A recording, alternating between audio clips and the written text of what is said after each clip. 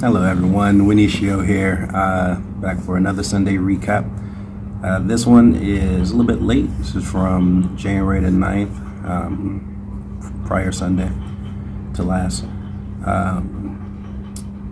It was a pretty good subject, and I think it's very relevant today. It's Pastor John from Celebration Italian Church, and the title of the sermon basically was "Fear Not." And fear is something that a lot of people are dealing with lately. There's a lot of fear because of Corona, because what's going on in the economy, what's going on with government, overextending their power and reach, rumors of wars. If you're aware of the Ukraine-Russia situation, there's a lot of things going on right now that can give reason for fear. So the question we should ask as Christians is, how should we respond to that as a Christian? So he opened up reading in 2 Chronicles, chapter 20, 14 to 22. I'm not going to read it all, but if you want to read that story, just open up your Bible and go through there. 2 Chronicles 20, 14 through 22. And he's talking about King Jehoshaphat. And to sum it up, what's going on is you have Judah, Israel, the people of Judah basically surrounded and get ready to get attacked by 3 different tribes, and it's just that situation looks dire. They're very small numbers compared to a lot. Kind of like, remember watching 300 when 300 Spartans went against the huge massive armies. So something like that. So they didn't know how they're going to get out of it, but God said, "Fear not," and that's what we're going to talk about. Actually, let me read that part real quick. All right, 2 Chronicles 20, 15. Thus says the Lord to you, do not be afraid, and do not be dismayed at this great horde, for the battle is not yours, but it's God's. I think that right there is pretty powerful.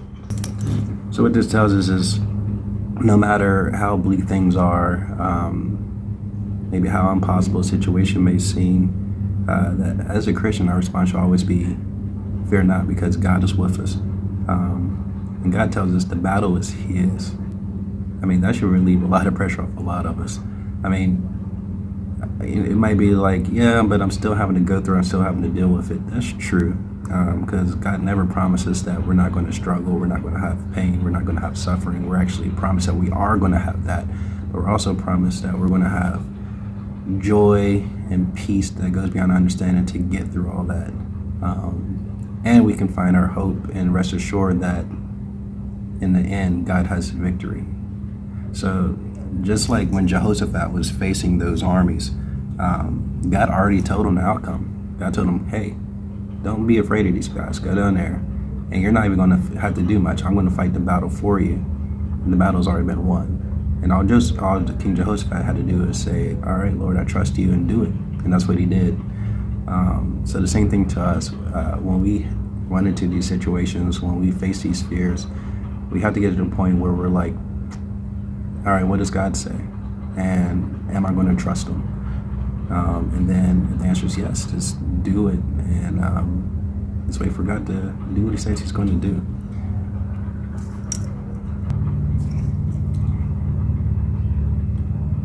So one thing we got to remember is God is God. Nothing surprises him. This corona stuff didn't surprise him. Anything that's going on in the world today, it does not surprise him. He already knew. He foreknew everything that's going to happen. But it's also good for us to remember that no matter what happens, even the bad he can use for his good. It says God can turn what's meant for evil for good for all those who love him. Another good thing is another thing to keep in mind is we just have to ask ourselves, do I trust God? It's one thing to say it, but it's another thing to do it. And that's just a testament to the Christian faith, the Christian walk. It's not about what we say, it's not even what we look like. on the outside. It's about what goes on here on the inside, how we carry ourselves about on the outside, and by our actions. Our actions will always speak louder than our words. May sound cliche, but it's true. Another cool note in here was, in order to fight the battle in front of us, we have to put our focus and trust in the captain, our captain, just like any army. When me being in the military, like, we are reliant on our leaders to give us direction, and if we don't trust them and we waver, then it can cause issues. Same thing. We're members and soldiers of God's army. God's our captain, and when He gives us directions, we got to be willing to say yes, sir, and go. The battle is His. We're just the soldiers that He can use. And another good thing to think about that is sometimes His orders might be for us to stand still. But God, I see that I can do this right now. Just stand still. I got this. And we just have to be willing to do that. The worst thing we can do as Christians is cut back on our faith. Oftentimes what could happen when we face things that are hard, whether it be the loss of a loved one or loss of job or financial difficulties, is to cut back on our prayer, cut back on our faith, cut back on community. And that's the exact opposite of what we should be doing. Those are things we need to pursue to help us get it through it. We need to spend more time with God. We need to be around fellow believers who can encourage us and lift us up. Not running away from that stuff. But that just tends to be some of our defaults for some reason.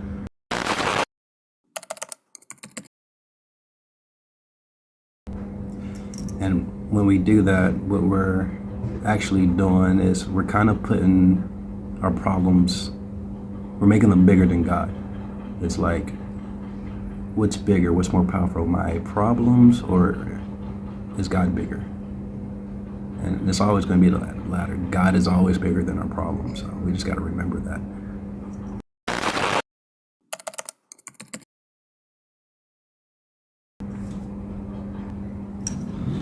So anyway, you might say, like, Niko, that's all fine and dandy, but I know I should trust God, but how do I get over these fears? I have some legitimate fears right now. How do I get over it? And actually, it's not that hard. The answer is not that difficult to grasp. Is what are you feeding? Are you feeding your fears or are you feeding your faith? The one you feed the most is the one that's going to overcome you and have the most power over your life. So if you're just feeding into your fears and just listen to things and just increasing that and just focusing only on those things like that, the fear is going to be with you. It's going to hang over your head, and you're going to have a very hard time getting over it. But if instead you make a conscious decision that, like, you know what, I'm going to stop feeding my fears and I'm going to feed my faith instead, then that's when you start seeing change. Maybe not overnight, but you'll start feeling it. You start seeing progress. And this all takes intentionality. We have to be intentional about our actions to starve fear and feed faith. And all fear is the essence of the absence of trust and reliance on God. That's another guy from Pastor. I thought that was pretty good. Let me repeat that. Fear is the essence of the absence of trust and reliance on God.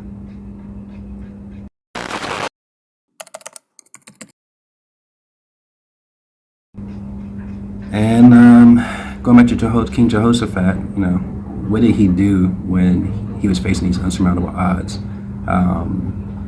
He didn't cower and try to run away, and he prayed. He got all the people together and, like, we're going to pray and we're going to fast and we're going to wait for an answer for the Lord. And that's what they did, and that's what they got. And they got the victory at the end, just like God promised. So Philippians 4:6-8 says, don't worry about anything. Instead, pray about everything. So there's another verse that speaks to this about worrying. And it says, sufficient for today is its own worries, its own problems.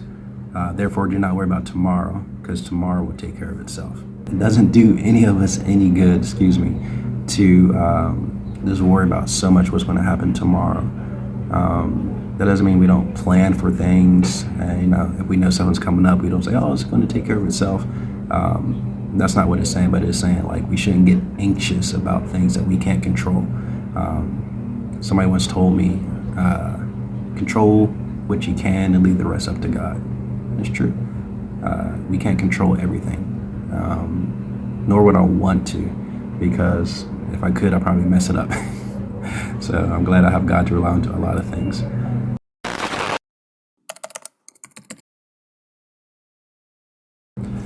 I was trying to keep this at 10 minutes or less. I'm close. So anyway, the moral of this lesson is, no matter what you're going through, you don't have to have fear, because God is always with you.